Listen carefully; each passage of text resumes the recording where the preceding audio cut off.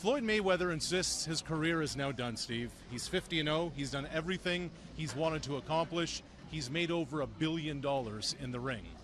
Now the question becomes legacy. We know he's going to the Hall of Fame, but does the 50th win have an asterisk with it, with the Marciano record? You know, I don't think so, Arash. Look, some people will say that, but go look at Rocky Marciano's record. They weren't all world beaters that Rocky Marciano beat to get to 49-0. Floyd Mayweather beat the guys they put in front of him 50 times.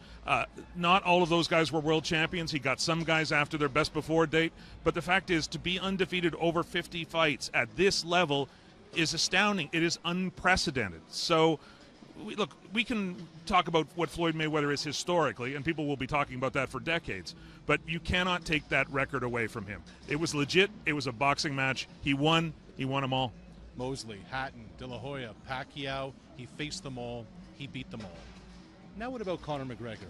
This was a big night Saturday for what it represented for mixed martial arts, for UFC. McGregor says he's going to go back in Ultimate Fighting.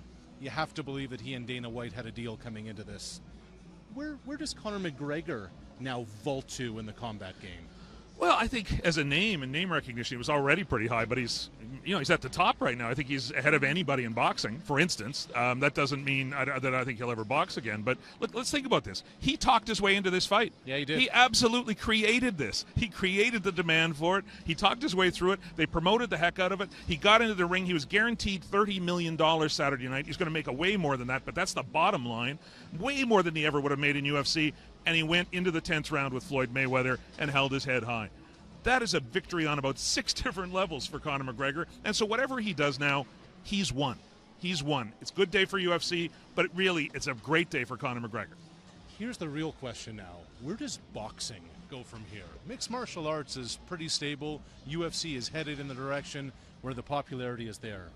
When's the next big boxing fight that becomes a mainstream water cooler conversation that can have hype that even comes close to something like this? Boy, I don't know, Rash. Look, I would tell you everybody should line up to watch Gennady Golovkin and Canelo Alvarez in September because that's going to be a great fight. Yeah. But I'm a boxing fan, and that's a boxing fan's fight.